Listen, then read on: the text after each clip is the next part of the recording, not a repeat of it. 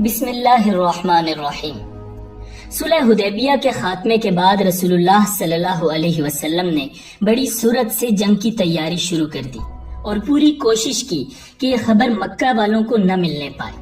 رازداری کی انتہا یہ تھی کہ آپ صلی اللہ علیہ وسلم نے حضرت عائشہ صدیقہ رضی اللہ تعالی عنہا کو سفر کا سامان تیار کرنے کا حکم تو دیا، مگر یہ نہ بتایا کہ یہ سفر کہاں کا ہے۔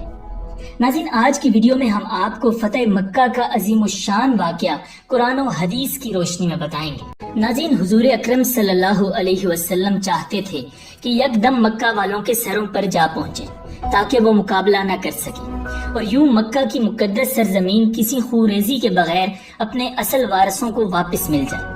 آپ صلی اللہ علیہ وسلم نے اس بارے میں خصوصی دعائیں کی اور فرمایا، یا اللہ، قریش کا کوئی مخبر اپنا کام نہ کر پائے اور ہم اچانک ان تک پہنچ جائیں۔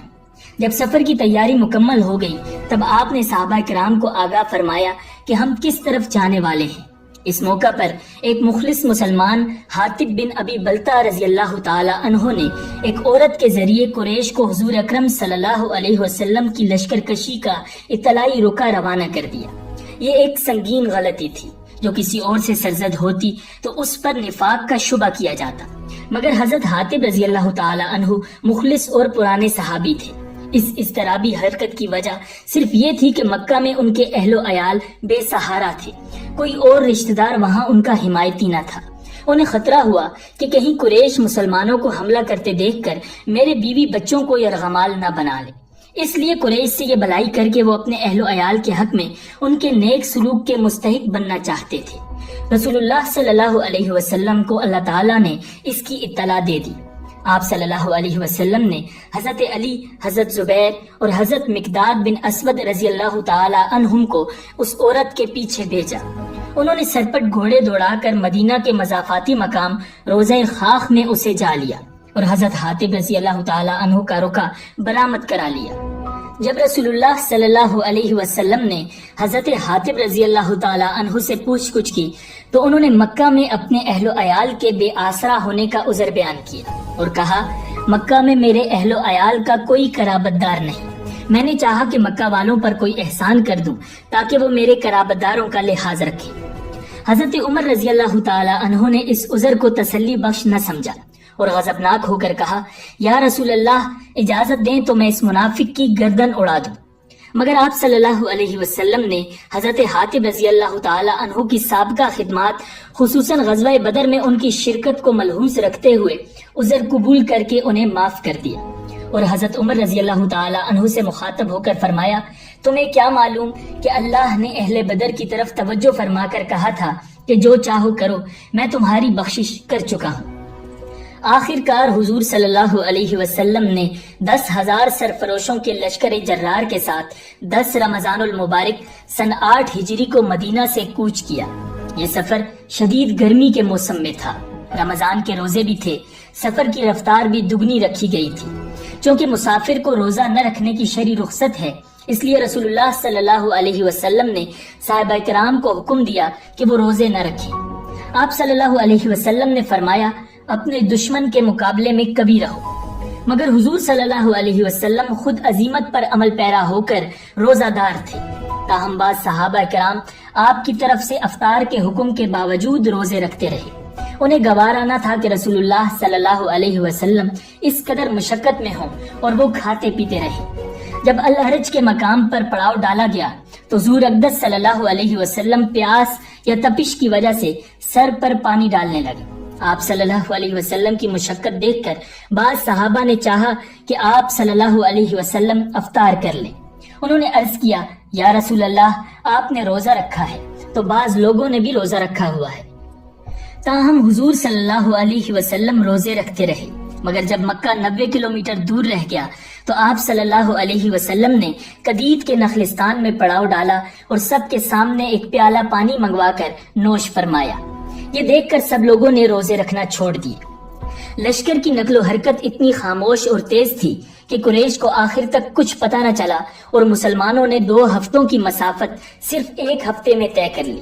حضور صلی اللہ علیہ وسلم کے چچا حضرت عباس رضی اللہ تعالی عنہ بھی آپ کی روانگی سے بے خبر تھے اور اپنے اہل و عیال کو لے کر ہجرت کے ارادے سے نکل پڑے تھے۔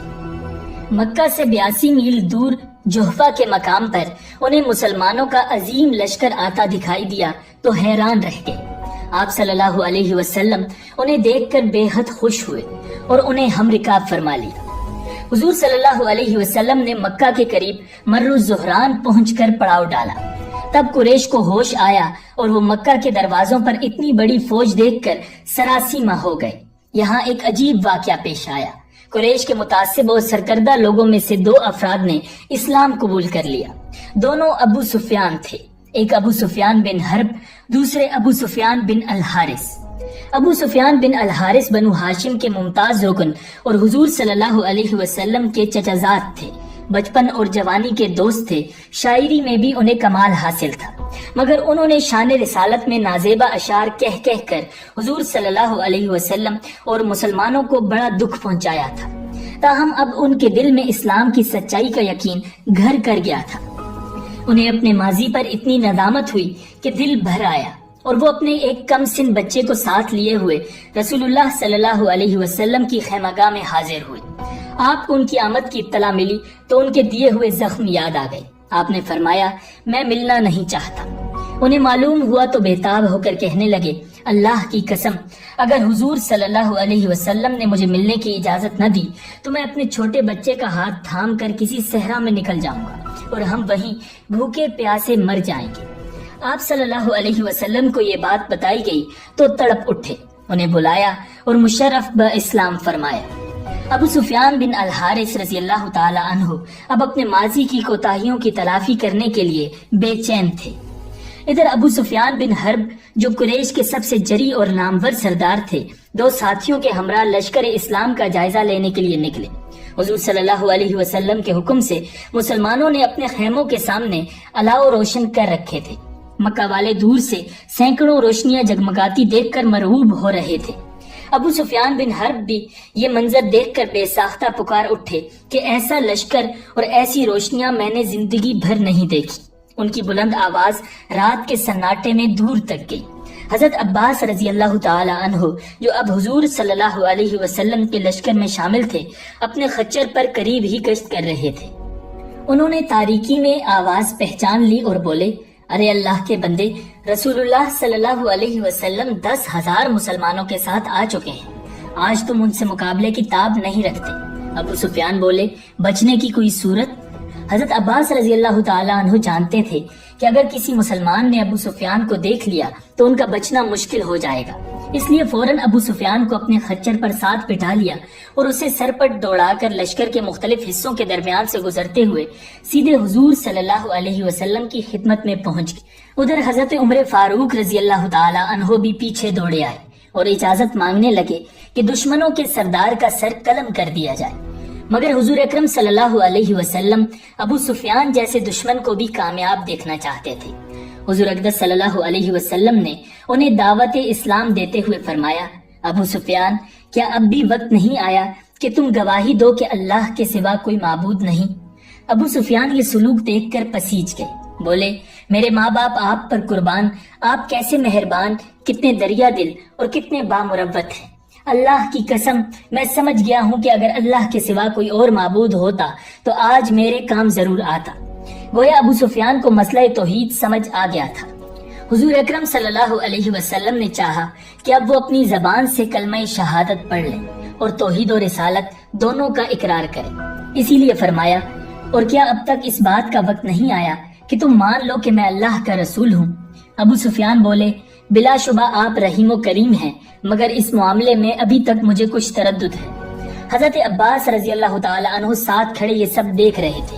وہ جانتے تھے کہ ابو سفیان پر حقیقت واضح ہو چکی ہے، مگر صرف ایک رئیسانہ نخوت انہیں اللہ کی غلامی اور بارگاہ رسالت کی حلقہ بگوشی سے روک رہی ہے۔ انہوں نے فوراً اس شیطانی وسوسے کو دور کرنے کے لیے کہا، اللہ کے بندے، اس سے پہلے کہ تمہاری گردن اڑا دی جائے اسلام قبول کر لو۔ یہ نسخہ کارگر ثابت ہوا۔ ابو سفیان تمام وسوسوں کو ذہن سے جھٹک کر اسلام لے آئے۔ اس موقع پر حضرت عباس رضی اللہ تعالی عنہ نے حضور اقدس صلی اللہ علیہ وسلم سے ابو سفیان بن حرب رضی اللہ تعالی عنہ کو کوئی اعزاز دینے کی سفارش کی۔ حضرت صلی اللہ علیہ وسلم نے فرمایا، کیوں نہیں؟ جو شخص ابو سفیان کے گھر میں پناہ لے وہ مامون ہے، جو حرم شریف میں پناہ لے وہ بھی مامون ہے، اور جو اپنے گھر کا دروازہ بند کر لے وہ بھی مامون ہے۔ رحمت عالم صلی اللہ علیہ وسلم نے یہ پیشکش اس لیے فرمائی تاکہ مکہ کے لوگ عدم تحفظ کا شکار ہو کر لڑنے بھیڑنے کی کوشش نہ کریں، کیونکہ بعض اوقات خوف بھی انسان کو حملے پر مجبور کر دیتا ہے۔ قمری تاریخ کے مطابق 17 رمضان سن 8 ہجری اور شمسی تاریخ کے مطابق 7 جنوری 630 عیسوی جب اسلامی لشکر مکہ میں داخل ہونے کے لیے تیار ہوا تو حضور اقدس صلی اللہ علیہ وسلم کے حکم سے حضرت عباس رضی اللہ تعالی عنہ ابو سفیان بن حرب رضی اللہ تعالی عنہ کو لے کر لشکر کے راستے میں ایک پہاڑ کی گھاٹی پر کھڑے ہو گئے تاکہ وہ انہیں پورے لشکر کا نظارہ کرا سکے۔ تھوڑی دیر بعد اسلامی لشکر کے مختلف دستے اپنے اپنے قبائل کے پرچموں کے ساتھ ان کے سامنے سے گزرنے لگے۔ ابو سفیان رضی اللہ تعالی عنہ ہر دستے کو دیکھ کر پوچھتے یہ کن کا دستہ ہے؟ حضرت عباس رضی اللہ تعالی عنہ قبیلے کا نام بتاتے تو ابو سفیان رضی اللہ تعالی عنہ کہتے ان سے کیا غرض؟ آخر میں حضور اقدس صلی اللہ علیہ وسلم مہاجرین و انصار کے آہن پوش لشکر کے ساتھ تشریف لائے۔ حضرت عباس رضی اللہ تعالی عنہ نے ابو سفیان رضی اللہ تعالی عنہ کو بتایا تو وہ بولے بھلا ان کا کون مقابلہ کر سکتا ہے؟ عباس تمہارا بھتیجا تو بہت بڑا بادشاہ بن گیا ہے۔ حضرت عباس رضی اللہ تعالی عنہ بولے اللہ کے بندے یہ بادشاہت نہیں نبوت ہے۔ ابو سفیان رضی اللہ تعالی عنہ اس کے بعد تیزی سے اہل مکہ کے پاس پہنچے اور اعلان کر دیا کہ جو میرے گھر میں آ جائے یا اپنے گھر میں بند ہو کر بیٹھ جائے یا حرم میں چلا جائے وہ مامون رہے گا۔ لوگوں نے اس پیشکش سے فائدہ اٹھانے میں دیر نہ لگائی، تاہم صفوان بن امیہ اور کچھ لوگوں نے اپنے طور پر مکہ میں داخل ہونے والے اس دستے سے مزاحمت کی جو حضرت خالد بن ولید رضی اللہ تعالی عنہ کی قیادت میں تھا۔ حضرت خالد رضی اللہ تعالی عنہ نے جوابی حملہ کیا تو چند لوگ مارے گئے اور باقی بھاگ کھڑے ہوئے۔ اس جھڑپ کے سوا امن و امان کے خلاف کوئی بات نہ ہوئی۔ حضور نبی اکرم صلی اللہ علیہ وسلم مکہ معظمہ میں داخل ہوئے تو گزشتہ زمانے کا ایک ایک منظر آپ کے سامنے تھا۔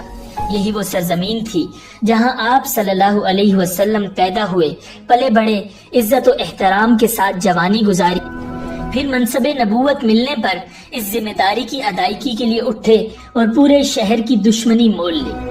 قریش کا ایک ایک ظلم و ستم آپ کو یاد تھا، جس کی انتہا یہ ہوئی کہ آپ کو اپنے پیروکاروں کے ساتھ جلا وطنی پر مجبور ہونا پڑا۔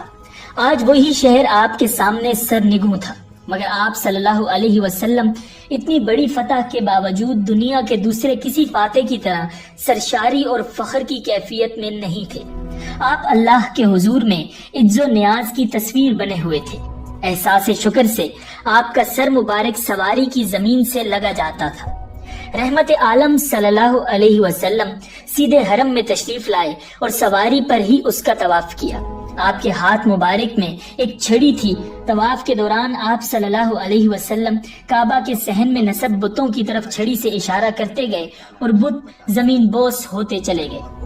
اس وقت آپ صلی اللہ علیہ وسلم کی زبان مبارک پر یہ آیات تھی: جاء الحق وزهق الباطل ان الباطل كان زهوقا، حق آ گیا اور باطل مٹ گیا، بے شک باطل مٹنے کے لیے ہی ہے۔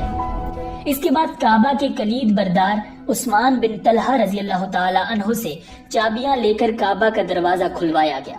اندر دیواروں پر مشرکین کی بنائی ہوئی حضرت ابراہیم علیہ السلام اور فرشتوں کی تصاویر نظر آئیں۔ آپ کے حکم سے صحابہ نے تصاویر کو مٹا دیا۔ رحمت عالم صلی اللہ علیہ وسلم نے کعبہ کے اندر نماز ادا فرمائی۔ قریش کے لوگ کعبہ کے صحن میں جمع تھے۔ رحمت عالم صلی اللہ علیہ وسلم کعبہ کے دروازے پر کھڑے ہوئے اور مختصر سا خطبہ ارشاد فرمایا۔ خطبے کے بعد آپ صلی اللہ علیہ وسلم نے قریش کے سرداروں سے دریافت کیا، بتاؤ آج میں تم سے کیا سلوک کروں؟ سرداران قریش کو اپنا ایک ایک جرم یاد تھا، مگر وہ آپ صلی اللہ علیہ وسلم سے رحمت کی امید کر سکتے تھے۔ وہ التجا کے انداز میں بولے، بھلائی کا سلوک فرمائیے، آپ ایک مہربان بھائی اور مہربان بھائی کے فرزند ہیں۔ رحمت عالم صلی اللہ علیہ وسلم نے بڑی کشادہ دلی سے فرمایا، جاؤ تم سب آزاد ہو۔ قریش کے پرجوش جوانوں میں اب بھی کچھ ایسے تھے جنہیں اسلام لانے میں تردد تھا، مگر حقیقت سے کب تک آنکھیں چرائی جا سکتی ہیں۔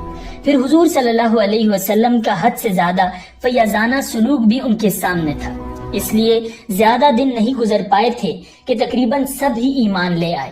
ان میں سے ایک فضالہ بن عمیر تھے جو نبی اکرم صلی اللہ علیہ وسلم پر قاتلانہ حملے کی نیت سے نکلے تھے۔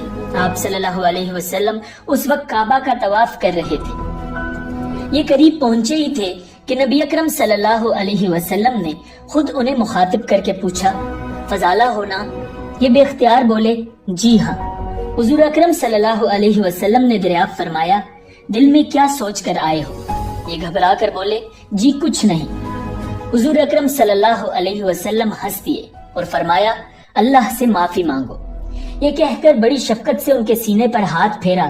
ان کا دھڑکتا ہوا دل پرسکون ہو گیا، ساتھ ہی ذہنی کیفیت بالکل بدل گئی، اور حضور اکرم صلی اللہ علیہ وسلم کی محبت اس شدت سے دل میں جانگزی ہوئی کہ آپ سے پیارا کوئی نہ رہا۔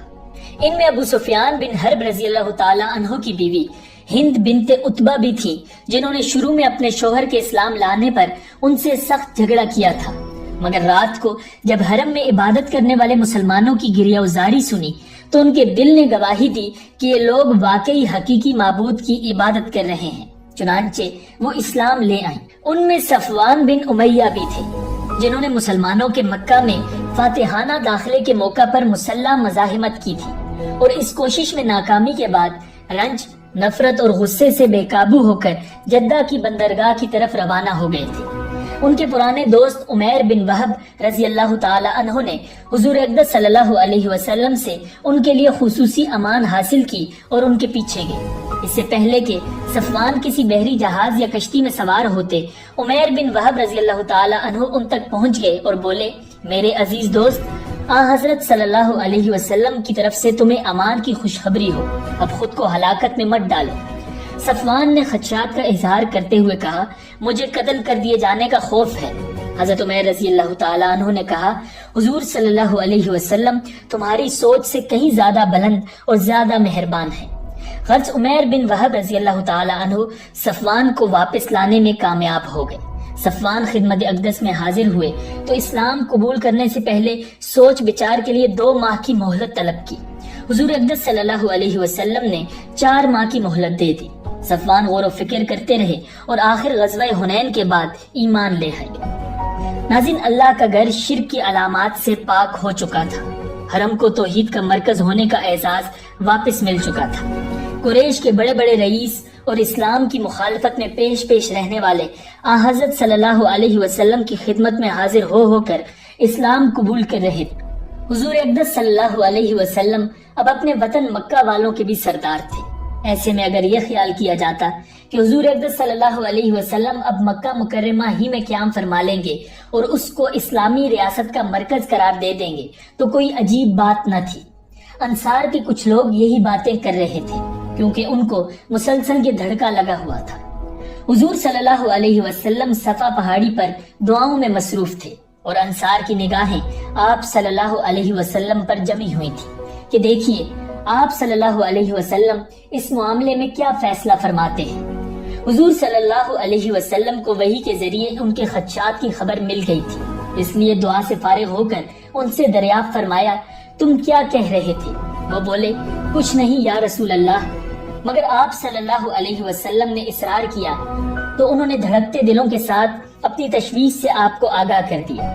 آپ صلی اللہ علیہ وسلم اپنے ان جانثاروں کی حوصلہ شکنی کیسے کر سکتے تھے؟ حضور اکرم صلی اللہ علیہ وسلم نے محبت کی گرم جوشی کے ساتھ فرمایا، اللہ کی پناہ، ایسا نہیں ہو سکتا۔ المحیا محیاکم والممات مماتکم، یعنی جینا مرنا تمہارے ساتھ ہے۔ ناظرین، اگر آپ کو یہ ویڈیو پسند آئی ہے تو ویڈیو کو لائک کیجیے، چینل کو سبسکرائب کیجیے۔ اللہ نگہبان۔